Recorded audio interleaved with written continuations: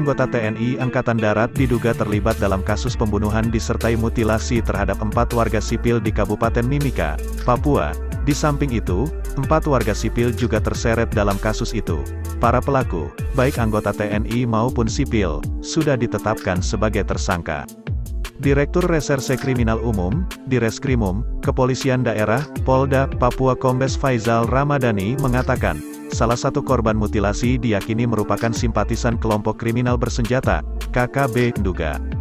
Dari hasil penyelidikan diketahui salah satu korban berinisial LN adalah jaringan dari simpatisan KKB Nduga pimpinan Egyanus Kogoya yang aktif mencari senjata dan amunisi di Kabupaten Mimika, ujarnya.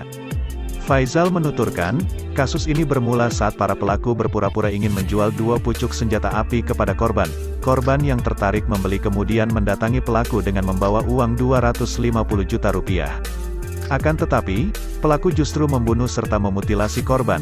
Selain itu, pelaku juga membawa kabur uang ratusan juta rupiah tersebut. Fahmi menyampaikan, meski korban disebut sebagai simpatisan KKB, hal itu bukan menjadi alasan bagi pelaku untuk membunuh korban. Apapun alasannya, entah korban terkait KKB atau enggak, perbuatan para pelaku tidak bisa dibenarkan, ucapnya saat dihubungi.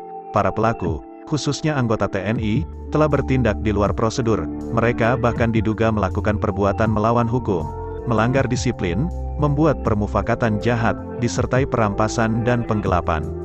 Apalagi kalau ini benar transaksi senjata api, semestinya mereka mendukung upaya penegakan hukum, bukan malah membunuh, ungkapnya. Pengamat intelijen, Stanislaus Rianta, menilai perbuatan ke-6 oknum TNI itu merupakan kejahatan yang serius.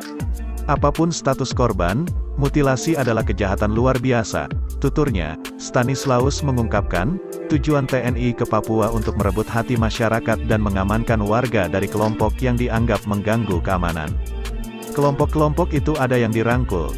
Jika mereka membawa senjata, mereka dilumpuhkan, lalu dikenai tindakan hukum, bukan malah dimutilasi. Terangnya, ia memandang kasus ini adalah hal yang serius dan perlu ditangani segera serta diusut tuntas.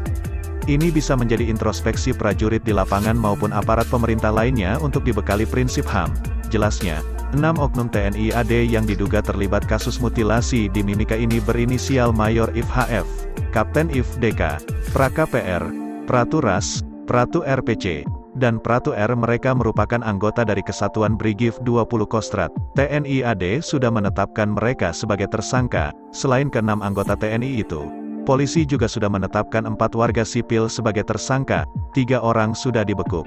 Adapun 1 tersangka lainnya sudah dimasukkan dalam daftar pencarian orang, DPO.